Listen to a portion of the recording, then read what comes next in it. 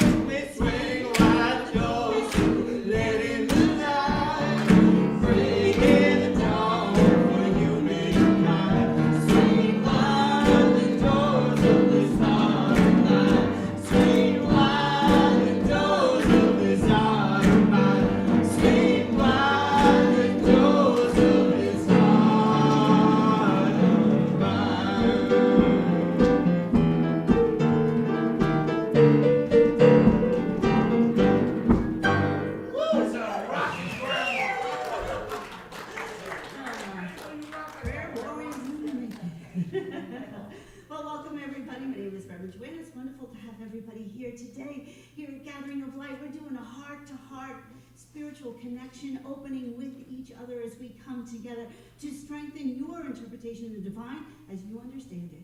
And so we follow the calendar of world religions, and we hope that when we present these topics and these spiritual tools, that it will help you to have more sacred experience in your everyday life. And so this week, in celebration of Vesak, which comes a little bit in the month, but we're here. It's got a lot of things going on in May, so we're doing that one today. And for all those who are celebrating the Beltane, happy Beltane for those who just celebrated. So lots going on, but this is what we're doing today. We say, come as you are, participate whatever level you are comfortable with. And I ask you to join with me in our opening purpose statement. We gather here together to worship with love, to inspire and encourage each other with our spirit and through the wisdom of the world's diverse faiths. We commit to listen with open hearts that we might gain positive, practical tools to continue to grow spiritually and enrich our personal beliefs. So we like to say this is worship time, so we want to step out of the the ordinary into a little bit of extraordinary. So following our indigenous cultures, we'd like to do calling in the four directions. I've asked Jerry to come do that with an interpretation that she has of the four. Okay, so I apologize, I don't have it memorized. We forgive you. So, Give the mic to Matt. we start at the beginning, we're going to call in the four directions to create sacred space. As we look to the east, hear me, guardians of the east. The element of air, we call to you with an open heart to offer thanks for the wind that brings inspiration and plays with our thoughts, for the ability of communication that offers us the power of understanding. We thank you for the breath that gives us life. As we look to the south, the element of fire, we call to you, offer thanks for inspiring us to explore new expressions of our creativity, while still embracing the arts that we love, for lighting our passions within so that we can connect more deeply with the world around us. We thank you for the spark that burns within us all. As we look to the west, hear me, guardians of the west, the element of water. We call to you, give thanks, for water is always surrounding us. From our mother's womb to the waves of the ocean, you give us emotions, love, dreams, and imagination. You cleanse us and heal us. We honor you and thank thee. As we look to the north, hear me, guardian of the north, element of earth. We thank you for the food that nourishes us and the homes we live in. We give thanks for our bodies and their abilities to sustain us, to feel pleasure, and to dance upon sacred ground. We honor and thank thee.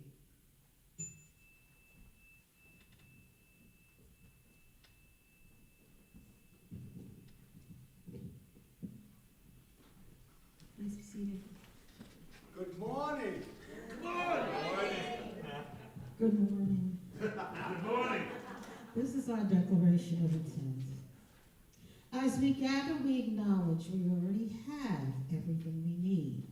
There is no need for self-improvement. All these trips we lay on ourselves, the heavy-duty feeling that we're bad and hoping that we're good, the identities that we so dearly cling to, the rage, the jealousy, the addictions of all kind, never touch our basic wealth. They are like clouds that temporarily block the sun, but all the time our warmth and brilliance is here.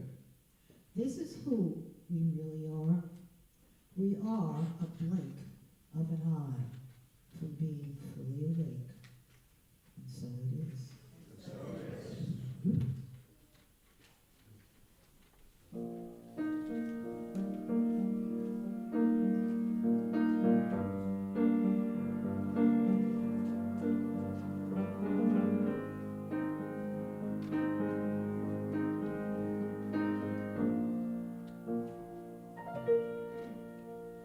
In this moment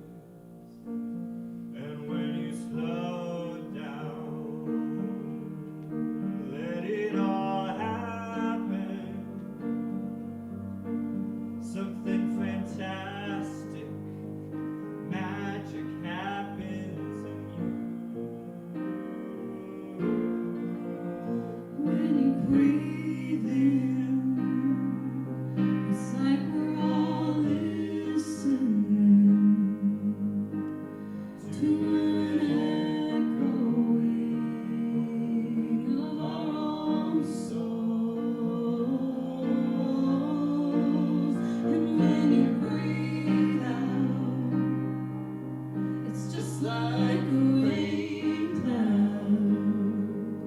Relief it comes pouring down on a thirsty world.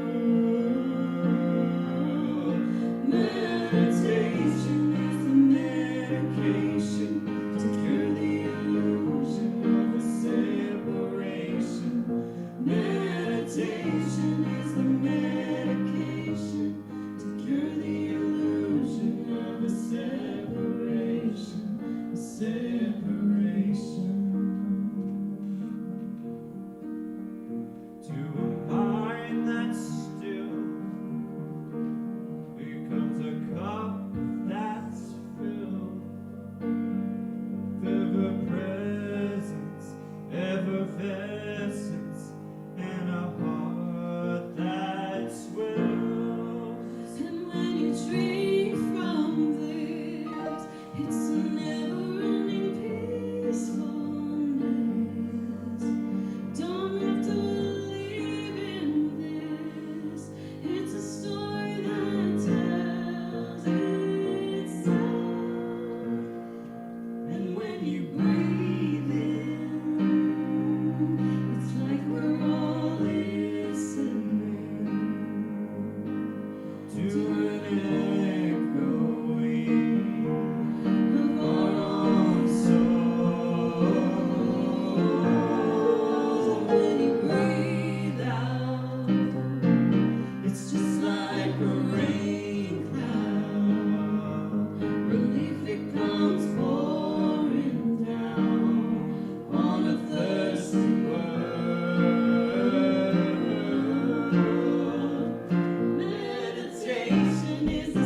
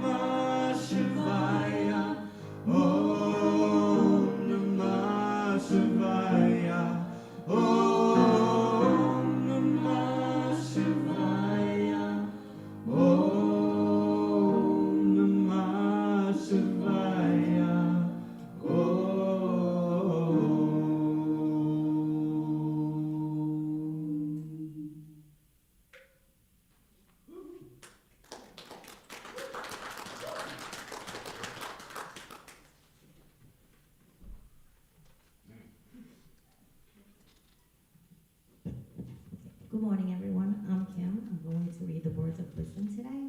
Good morning, Kim. Good morning. Good morning. When you come from the view that you're fundamentally good rather than fundamentally flawed, as you see yourself or speak out, you will have a growing understanding that you're not a bad person who needs to shape up, but a good person with temporary, mutable habits that are causing you a lot of suffering. We all carry around trunkloads of old habits, but very fortunately for us, they're removable. Perma or done. The Buddha naturally within us makes us abiding faith in ourselves authentic, not a pipe dream or aimless fantasy. It is because we all have Buddha nature. The Buddha story of life can become our own. Sharon Salzberg. Enlightenment isn't about going someplace or attaining something that we do not have now. Enlightenment is when the binders start to come off and we are uncovering the true state of our Buddha nature. This is very important because each day we can realize that it's a simple process of gradually uncovering something that is already there. Perma Pardon. Thank you. Have a good day, everyone. You too. Thank you. So thank you to Lisa, because Lisa did our altar today, and here, when whoever does our altar comes up and does the words of wisdom. So thank you, Kim. Beautiful job. So I'm so excited to have our, I like to call you our resident Buddha. truly an interspiritual minister, though, you know, and so many of you know Ami, Reverend Ami, who has been running our Buddhist Sangha, that's still running, thanks to Randy and Amy and Agnes, and keeping that going with us. And so it's just, I asked her to come today, and finally she was available to do it. So with no further ado, we have Reverend Ami.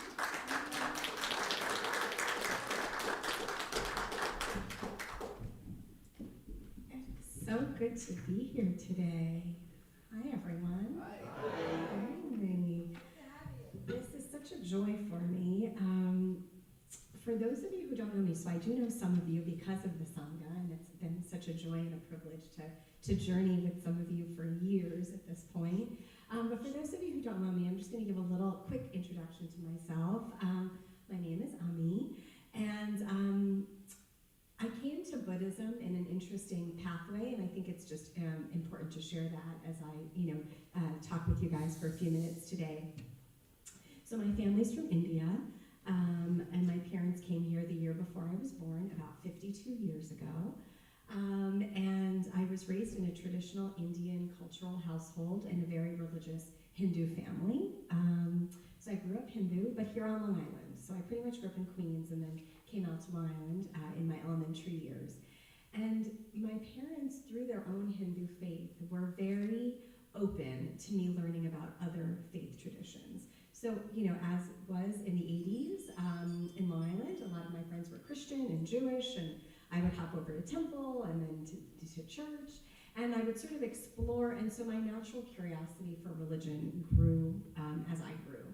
And then in high school, I met a friend who eventually became a boyfriend, who eventually became my husband, and he was raised Muslim.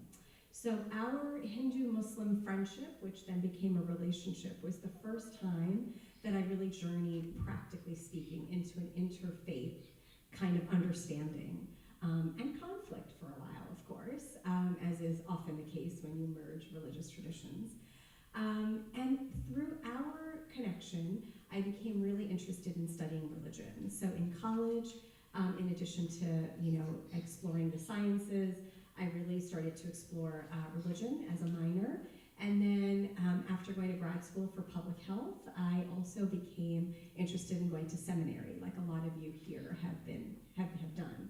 And so I went to One Spirit Interfaith Seminary in the city. For those of you who know One Spirit, I graduated from One Spirit in 2003 and was ordained an interfaith minister at that time. And my ministry has really taken a variety of formats. I've performed weddings and blessings and funerals, but I've also done a lot of spiritual counseling and premarital counseling, And my sort of day job, so to speak, is I'm a marriage and family therapist. And so I do counseling for individuals and couples and families. And I try to incorporate, when appropriate, when desired, spirituality into my counseling practice. So you may wonder, what does all of this have to do with Buddhism? Because isn't she here to talk to us about Buddhist teachings today? And that's the really great thing that I have to share, which is that through my journey in life, the one that I just briefly sort of drew an arc of, somewhere along that path, probably peaking in my seminary experience, I came across the teachings of Buddhism. And for those of you who know a little bit about how Buddhism started, how the life of Buddha started, Buddha was actually raised in a Hindu family. So growing up Indian and Hindu, we naturally considered the Buddha one of our prophets. And so I grew up with stories of the Buddha from my own parents. But the teachings of Buddha, the practical application of his teachings, really didn't start to come into my life until I would say I was in college and graduate school and seminary.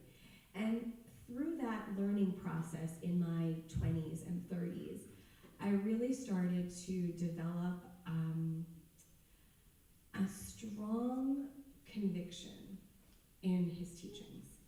And I would still identify as Hindu. I still, celebrate all of our Hindu traditions and customs.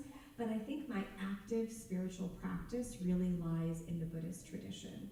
And so through that process, I have studied Buddhist tradition. I have attended lots of retreats and talks by some Buddhist teachers, and I've made it a part of my daily living, not just meditation, which some days I'm not so good about doing, but really trying to follow the teachings and apply them in my daily life, which I will share a little bit through this talk. And that's sort of how I've come to this, and so I just wanted to give that background and share all of the lenses that I'm bringing to speaking with you here today. So the first thing I'd like to do in this moment, I'm just also keeping track of time, is that I want to just pause, and I want you guys to just, for a moment, hold this idea of the Buddha and his life. And first I want to start with, what does Buddha even mean? Because his name was not Buddha. His name is Siddhartha Gautama. So that was his given name by his parents. Buddha simply means the awakened one. And so I just want to start by saying the title, the Buddha, simply means the awakened one. And within Buddhist teaching, it's said that all of us are Buddhas, we just don't know it. That's it. Just take that in for a moment. We're all Buddhas, we just don't know it. Maybe some people know it, but most of us don't know it. And what that means is we all have the capacity to awaken. There's nothing special, per se, about the man who lived and died as Siddhartha Gautama, except that he took an extraordinary journey in his life and came to certain awakenings and then taught those awakenings to others. So that's something that I think is really profound to think about, is just, what does the word Buddha even mean? And how can we see ourselves as being the potential, that the possibility of awakening is already within us, if only we would choose to really realize it. The other thing I want to reflect on is this idea that the Buddha lived 2,500 years ago. So we have records that date his birth to 563 BCE, and his death was approximately 80 years later at 483 BCE. So when I was thinking about this talk for today, and I have an now he's 12. I have a 12-year-old son, and he has some idea of what I do within the world of Buddhism, and I've also taught him some things. So I was saying to him, I was like, Sunil, imagine that Buddha lived 2,500 years ago. And he's like, that's so ancient. And I was like, I know. And I said to him, what could he possibly have to teach us in the 21st century that's still relevant? Why is it that we're still talking about his teachings today? And I think that's also quite remarkable to understand that this is a man who lived 2,500 years ago. And here we are in 2025, all around the world, utilizing his teachings. So there must be something about his teachings that are relevant across time and across the globe. And I think that's really powerful to recognize as well. So a couple of thoughts on that is that, unlike most traditional religions, Buddhism doesn't focus, or his teachings don't focus, on traditional religious theology or doctrine. Because if they did, they might not be relevant for today, and they certainly wouldn't be relevant to all people across the globe. So that's an interesting thought to think about. What makes his teachings different than what we would normally traditionally think of as religion? What it's focused on, and what his teachings really distilled, was the nature of the human condition and how to work with our human condition to achieve freedom and joy, and to alleviate some of our own pain, things that all human beings desire, including himself. And so that's probably one of the things that has made Buddhism very appealing and practical across the centuries, is just this idea that we all struggle. We all are in this human body, having this human and spiritual experience that has its own challenges. And so if there was somebody 2,500 years ago who went through those challenges and found a way to awake and come more at peace and find freedom in spite of those human challenges, then that's something that we think we might want to know something about. So that's a little bit of what I think has made Buddhism attractive to people of all walks of life. And because we're all in a human body, whether we're rich or poor, whether we're educated or not educated, whether we consider ourselves intellectual or not, no matter what job we do in life, no matter whether we're partnered or not, the human condition is still the human condition. And that's the other really empowering thing to me about Buddhist teaching, is that it's for everyone, and it's for anyone. And that includes each one of us right here. And that also includes those beautiful little girls who were here just a few minutes ago, right? Like, it's for everyone at every stage of their human journey. So what exactly did the Buddha teach? So let's get into it a little bit. Let's think about what was, now there's way too much to cover in a span of 10, 15 minutes. And this isn't an academic talk, so I'm not going to give you the spiel that you could probably just pull up on Wikipedia and Google it, you know, kind of thing. My goal is to distill down some of his core teachings and really make them practical and kind of hopefully have them come alive for you a little bit today. But a good place to start is his first teaching. So the Buddha, and some of you know this already, and many of you probably have heard this term, when he first came out of his awakened state, when he sort of had reached that period, some of you know the story of his own journey under the Bodhi tree, where he sort of went through this period of meditation and self-reflection and went through all of these internal challenges and came out as what we call the awakened one. His first teachings to his first 5 disciples in a place called Deer Park in India was called the Four Noble Truths. And I know a lot of you know and have heard of that term. So that sounds really big, the Four Noble Truths. And what I want to do is I just want to kind of list them, and I'm not going to dissect them per se, I'm just going to take from them what we can learn from them. So simply put, the Four Noble Truths are that suffering, and I'm going to talk about the word suffering in a minute because I don't love it, but suffering is a part of human existence. That's it. That's the first noble truth. Suffering is a part of human existence. Number 2, there is a cause for this kind of suffering. Number 3, thankfully, there are ways to minimize this suffering. And 4, he had a way, he had a plan, he had a method that he sort of came to in his realization. And he called it the Eightfold Path, or the middle way, which we'll talk about a little bit.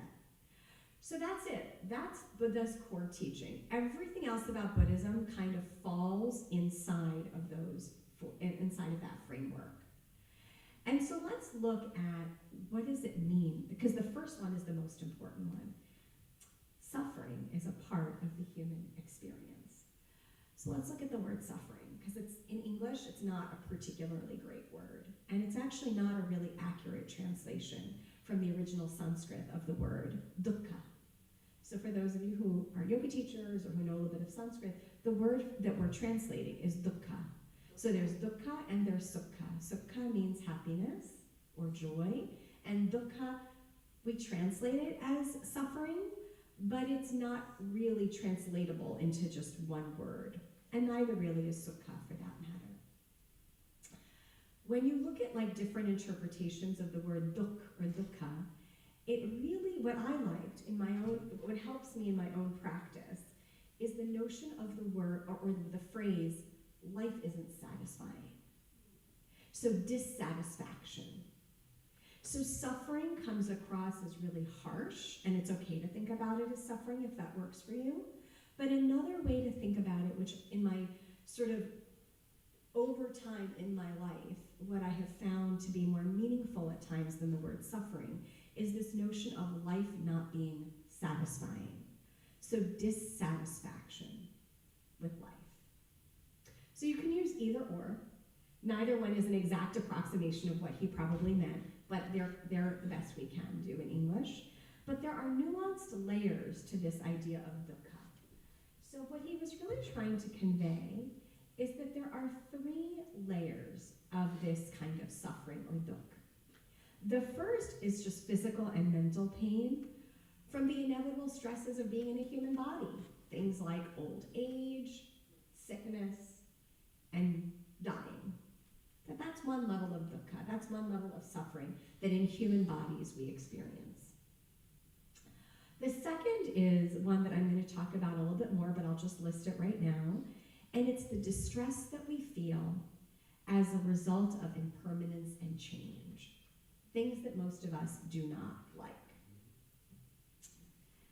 And the third is a kind of dukkha that we would call existential suffering. And in fact, if any of you are therapists in the room, in graduate school, we study this notion of existential crisis.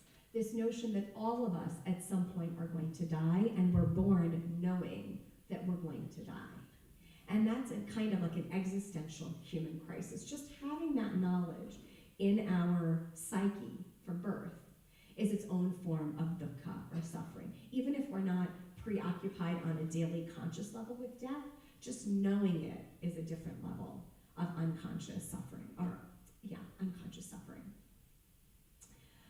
So the Buddha then goes on to share that there is a cause to our dissatisfaction or dukkha, right? That's the second one.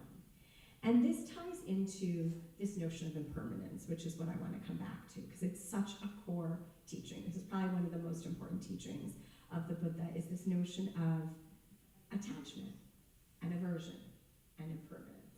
And let's talk about what we mean. And I'm going to use a personal example, because I think nothing's better than using personal examples. So this month has been particularly busy in our family. We were sick for half of April. Thankfully, I am finally better.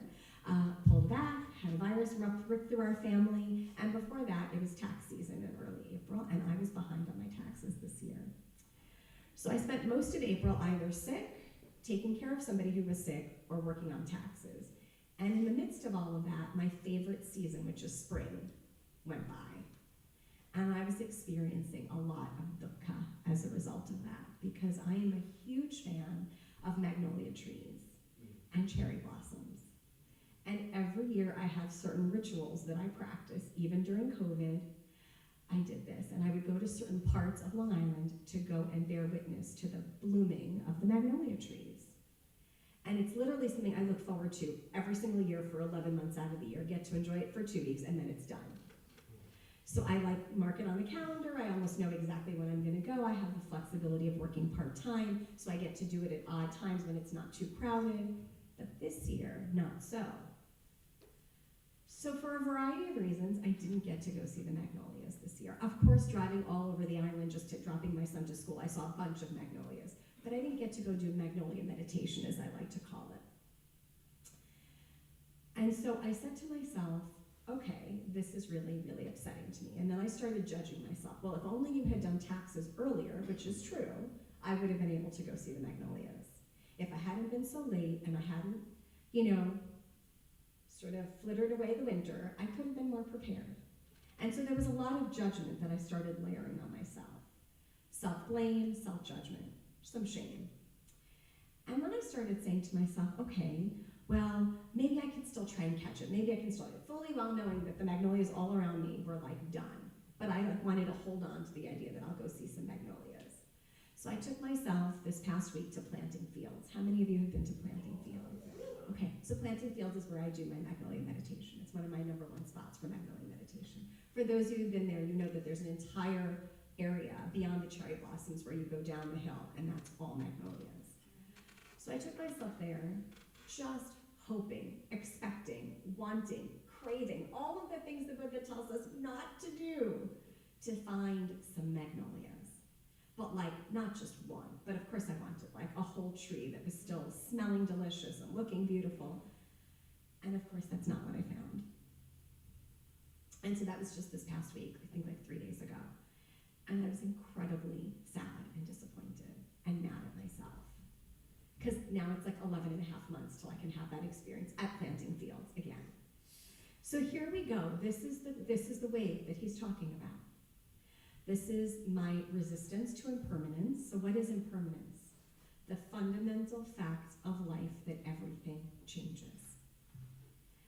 And so the notion that everything changes and is constantly changing and nothing stays the same is something that we humans, myself included, do not like and that we resist. And the idea here is that that causes a certain level of unnecessary suffering. And I certainly felt that for a while. Luckily, I was there for an hour and a half, and I was able to take time to work with my emotions, which once you know how to do that, you can sort of help yourself through your self-created crisis. And so I was telling myself a little bit of how to be with what was actually happening. And what was actually happening is that while the magnolias had died and the cherry blossoms were wilting, the rhododendron and the azaleas were just starting. And they were bursting with pink all over the place. Except that that's not really what I wanted.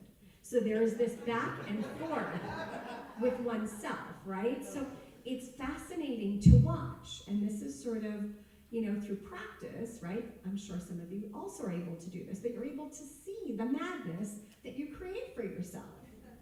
And that's exactly what I got to do. And luckily, if I had only had 20 minutes, I would have just sat in my self-pity and self-loathing of missing the magnolias. But because I had an hour and a half before I had to pick my son up from school, I got to be with the feelings and not to fight the feelings. And that's one of the core teachings here, is that the suffering comes from the resistance to what's coming up. And instead of being in resistance to what's coming up, if we can be in partnership with what's coming up, we actually have a chance to transform it. And the transformation comes not from doing anything heroic, but actually just from being in the moment. And so after being in the moment and realizing I was feeling sadness and disappointment and a little bit of anger at myself, I was like, okay, this is the nature of what is. This is the reality of what is. And it didn't feel good, and I wanted to feel good because I went there to feel good, right? So much of life is like that. But in being with the feelings started to move. And that's what we say, right? In therapy, in Buddhism, this idea of that what we resist persists. And when you start to be with something, it actually, like that quote from earlier, it's like a temporary cloud blocking the sun. And if you don't hold on to the cloud, clouds move. And therein lies the magic of the practice, which is to be with what's actually happening rather than to resist it. And I know I only have just a couple of minutes left, but what I will say in that vein is one idea that I really think, if you wanted something practical to sort of work with, related to this concept of impermanence, which is such a core concept of why we have suffering, is this notion of not craving, attaching, holding on to, and not rejecting and not resisting. Simply being. And this idea in our words of wisdom today, I want to refer back because there's a reason those were tied together with this talk.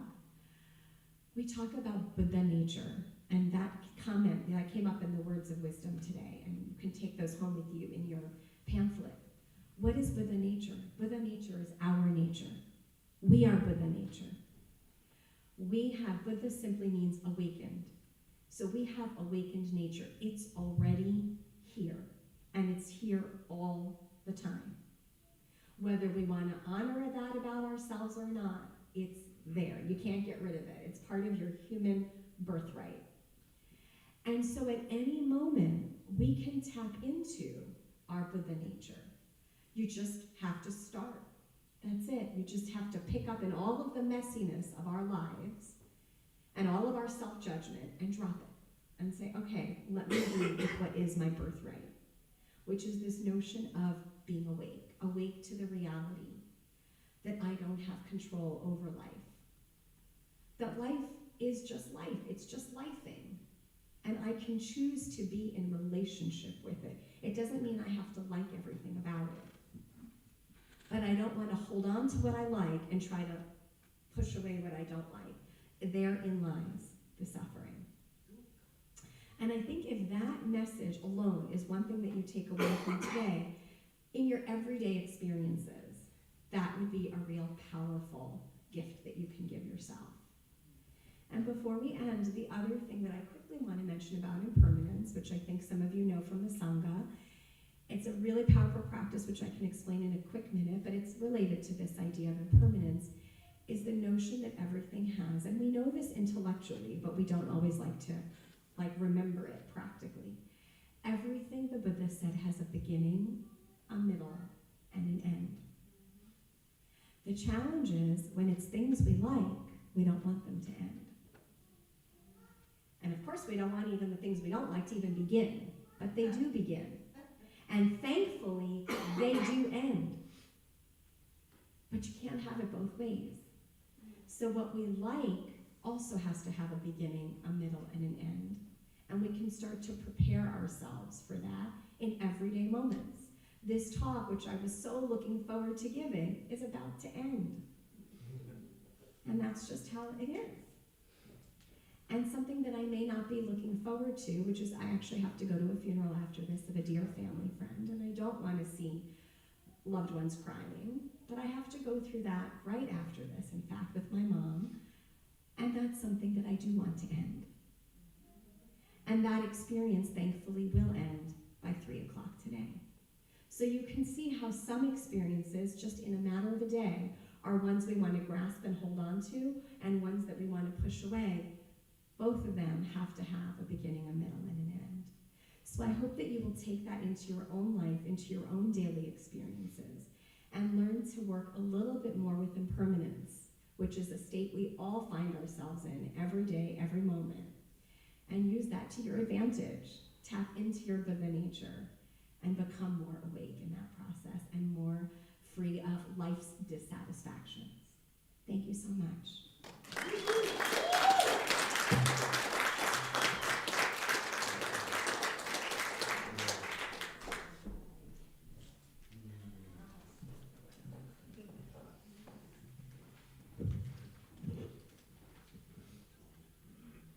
Thank you, Reverend Ami, for such a beautiful, beautiful talk. Thank you so much. I'm Reverend Tom. Please join me in the prayer of peace. May I be at peace. May my heart remain open. May I awaken to the light of my own true nature. May I be healed. May I be a source of healing for all beings. May there be peace on earth. May the hearts of all people be open to themselves and to each other. May all people awaken to the light of their own true nature. May all creation be blessed and be a blessing to all that is.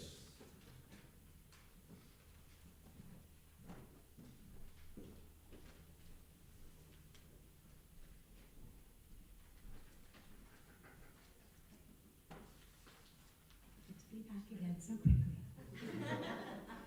We missed you. I can use this guy. Thank you. I could use this guy. So this is going to be a little bit different because I'm going to do the meditation with you, which I'm really excited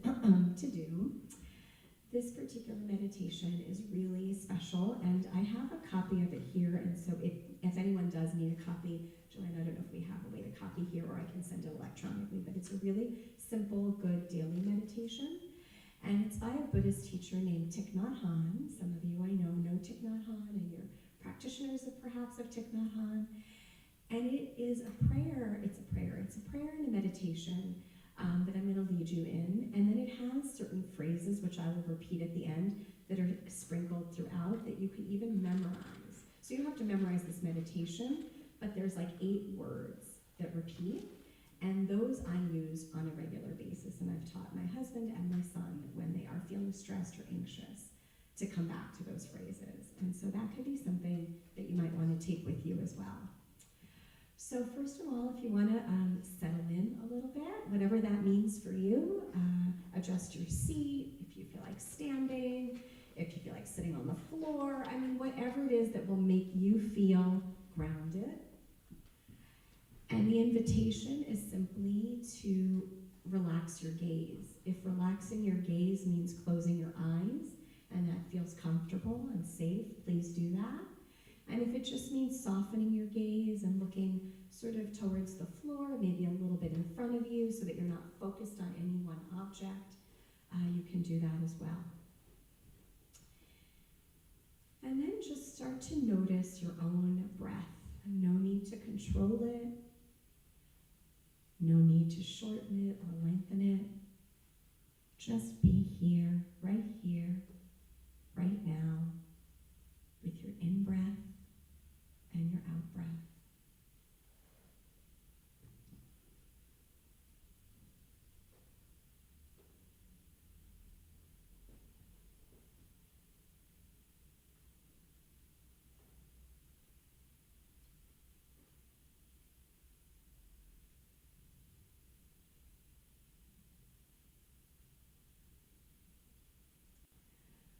Breathing in, I am aware that this is an in-breath.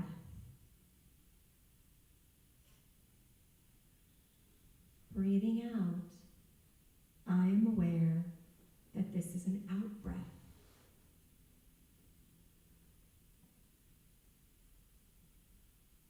In, out.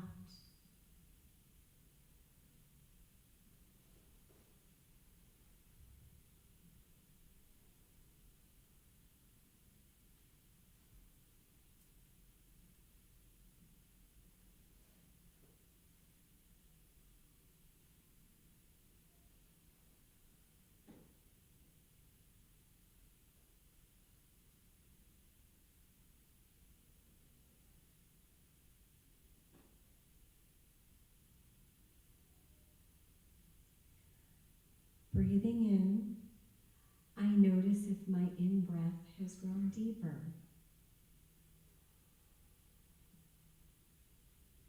Breathing out, I notice if my out-breath has grown slower.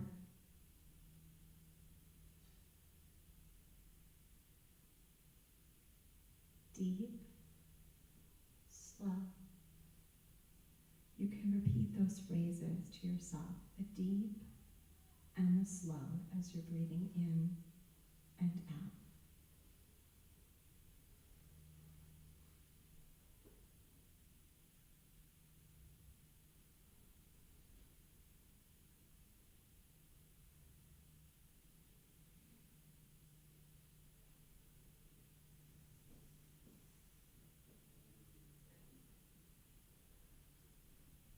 Breathing in, I recognize calm within me.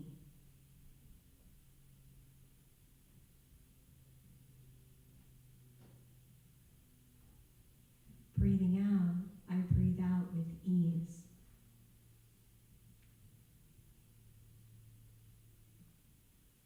Calm, ease.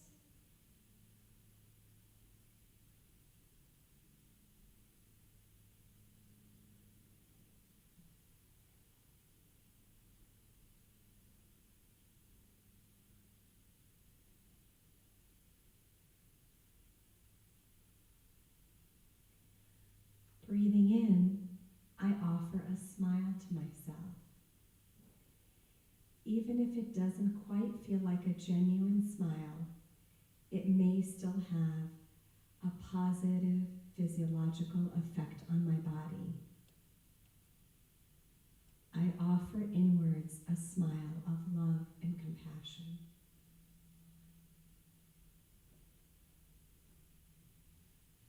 Breathing out, I practice to release all of the worries and tensions in my mind and body. I release my burdens, even if just by a little. Smile, release. And you can actually choose to smile when you do your in-breath or smile.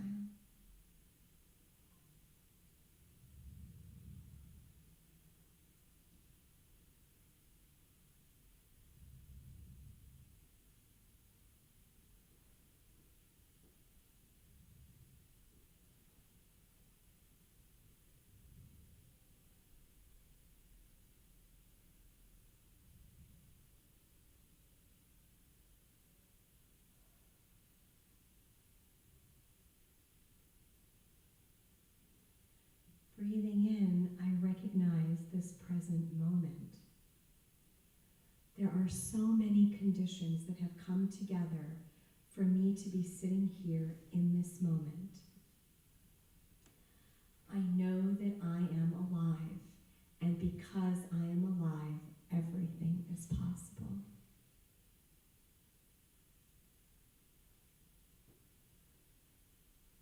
Breathing out, I know that there are many conditions that make this a wonderful moment. Even the simplest of conditions, such as knowing that I can sit here right now and practice mindfulness, is a wonderful moment.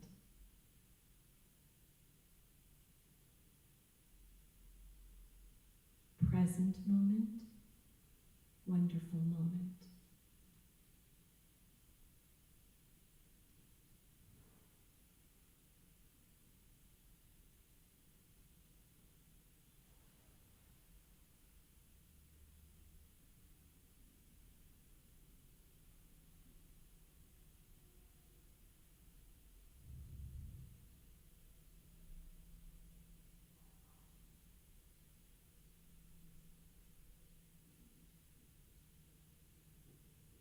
I'm now just going to say the phrases themselves, and you can breathe with those phrases. If you know this already, you can repeat them to yourself as well.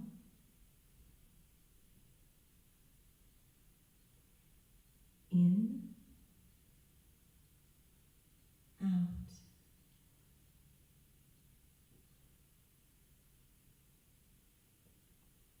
Deep, slow.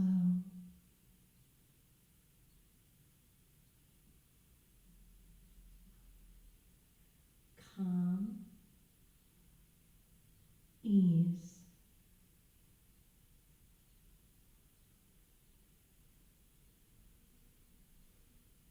Smile, release.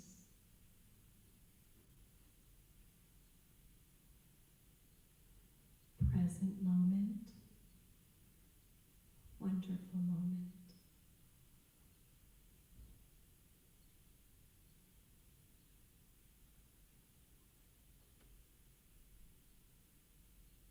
In, out.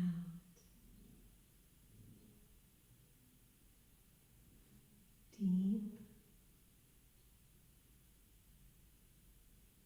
slow.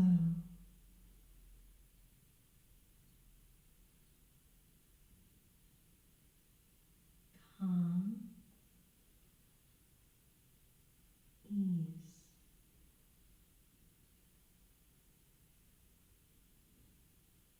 Smile, release.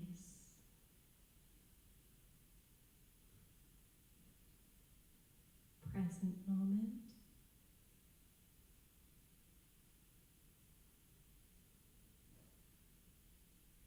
wonderful moment.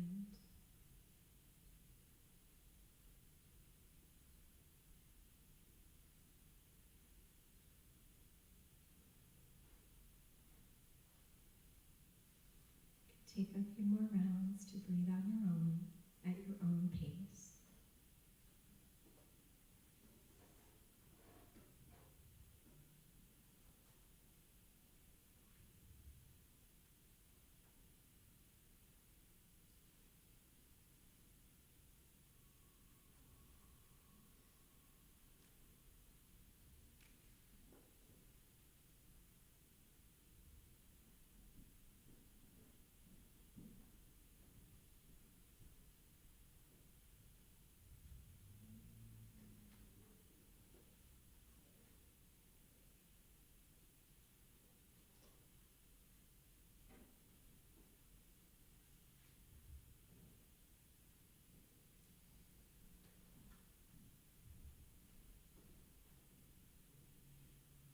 Whenever you feel ready, you can start to bring your attention back into the room. Move around and start to open your eyes if they're closed.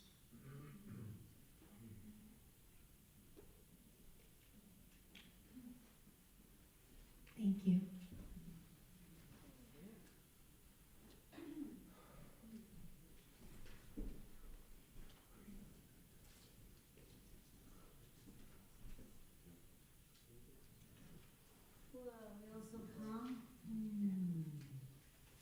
So let's take this beautiful calm and send it out to all those who are still stuck on that cycle, either way around. So if you want to just say their names out loud, and we want to send some healings. We ask for some prayers for Frankie's doing emergency sent to the hospital. All of our other lovely gathering members who we're sending some prayers to. All those in your hearts and minds.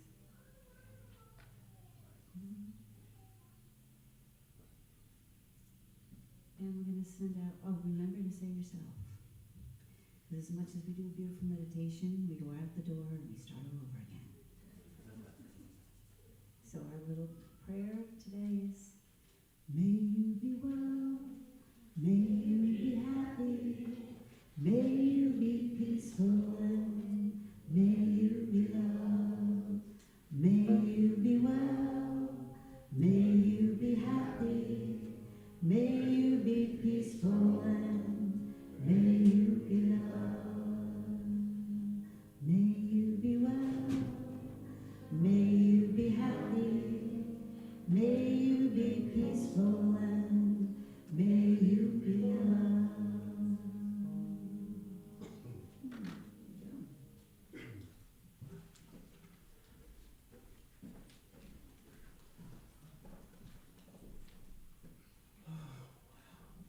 Wow. I feel great. How you guys feeling? Whew. Hey Phil, can you help me out? Go around the basket? Thank you so much. Please join me in our abundance affirmation. We are grateful for all the grace and wealth flowing in and through each member, gathering of light, and for all the abundance in our lives. We are grateful for all the grace and wealth flowing in and through each member, gathering of light, and for all the abundance in our lives. Thank you. Welcome anyone new today here or at home. There's a blue QR code. You can fill out your contact card and our starter packs. We are looking for this week, Lisa? Sheets. Twin sheets. We have two families, and I'm going to be there Monday and Friday. Anybody who wants to Two help? families. Monday and Friday they're going to be there if you want to volunteer. If you need help, you see Lisa? Anyone else is available Monday Yeah. and Friday. If anyone's available, okay, contact Lisa on that. Our Goddess Rosary Prayers is on Monday at 6:30 on Zoom, and our Qigong is on Zoom Thursdays 7 or 9 a.m. That's cool. And our prayer starts downstairs in fellowship. We have 4 or 5 names on there. Feel free to write up a prayer star. We are grateful for that. Course in Miracles is on Monday at 7:30 p.m. on Zoom. That's the 5th. The Energy Circle is on Tuesday, May 6th, right here in person or on Zoom. But if you're going to be on Zoom, you come on early. Try to be here by 7 so we can get you on. All right. Thank you so much. The Power Prayer prayer is live today, right up here. And, yeah, that's at 12:15. If you haven't done it, come on up and check it out. It's really powerful, and we want to thank you, Reverend Evelyn, for that. Beautiful. The 12-Step Plus is canceled this month, so just take that, make a note of that. We have a golden ticket for our 30th anniversary. They're $20 each, or you can take 20 and sell them, and instead of paying $135 for a ticket, you can get a ticket for $35, right? So there's $2,000 prize, $1,000 prize, and $2,100 prizes. So plenty of chances to win. Dr. Phil, you want to chime in? Yes, also today, I'll have that sheet again for $2 a box. You can win. There are 9 winners here, by the way. I have to give you your tickets. You'll win. $2 a box for a chance for a $20 ticket. It's great. $2 a box for Yeah, it's been great. The bingo people have been jumping on board. It's a really creative way to do it. Thank you, Dr. Phil. Universal Dances of Peace is tomorrow, May 4th in Valley Stream. Agnes, are you here? Yeah, you can see Agnes. I want to touch base with her on that. Also, the Spiritual High Tea is next week. You can see Prayasi or Carmen for that. And don't forget, ladies, to wear your hat. Really cool hats. That's really cool. Huh? Yeah. Beautiful. All right, so I want to thank Reverend Emmy for a beautiful. We are so grateful to have you here. And also Kat for the food for fellowship. Are you here, Kat? You're in the back. And whoever else donated, right? Lisa and Rana. Right, and today is cleanup crew number 1. So if you want to know who cleanup crew number 1 is, you can see Lori, right? For the cleanup downstairs. And I think that's it. I want to thank Jack and Carolina for the music. And Carmen and Prassi for the altar. And Kim, thank you so much. And that's about it, guys. And let's have a sparkling day, right? And I'd like to mention Gina. Hi, Gina. Gina lives in Pennsylvania, and she signed up as a member of Gathering only through seeing us online. So that just happened this week. She downloaded the membership form, sent it in, did all her stuff. Gina, hi. And so we have other members that are online and everywhere, so we want to say hello to them too, but that was really fun to meet you that way. So, how are we doing? Yeah, great. We're doing really great. Sparkling, all these wonderful words we have and how we are today. So we go from here today profoundly grateful for our blessings. Let us commit to deepen our awareness. The fractured world waits in darkness for the light that is in you, or your Buddha nature, right?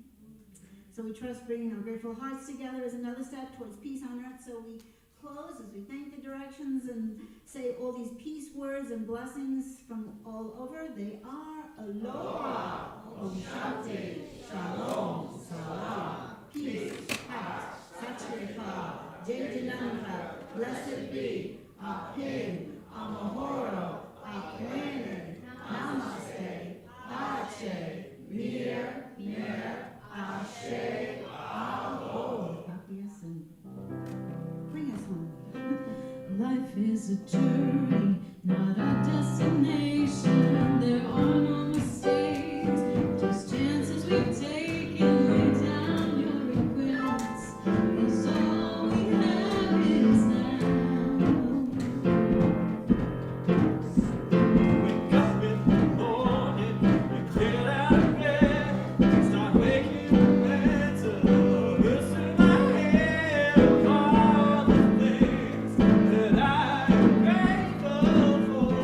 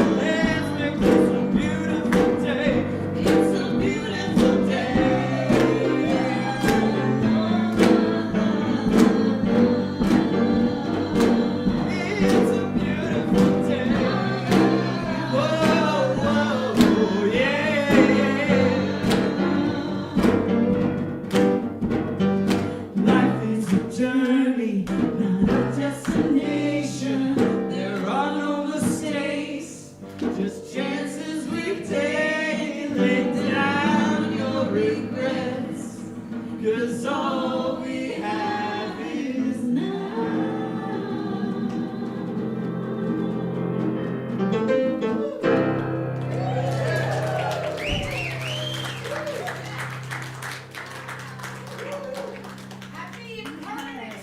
Happy Impermanence Day. And that's the thing, Vesak is the celebration of the birth, the teachings, and the death of Buddha. So they complete the cycle, even in the celebration. So go out there, complete your cycles, but do it with your Buddha nature. Have a great week.